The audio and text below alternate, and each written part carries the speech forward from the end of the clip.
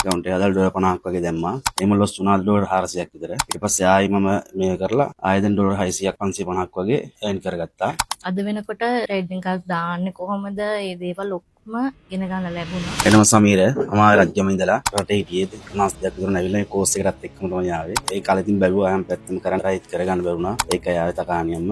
ඇවිල්ලා සර් කියපු දේ හැමදේම තේරුණා. account එක හදලා $50ක් වගේ දැම්මා. දාලා ආයෙ ට්‍රේඩ් කරා. එහෙම ලොස් වුණා $400ක් විතර. ඊට පස්සේ ආයෙ මම මේ කරලා ආයෙ දැන් $600ක් 550ක් වගේ earn කරගත්තා. ගොඩම ස්තුතියි සපෝට් ටීම් එකටයි සර්ටයි.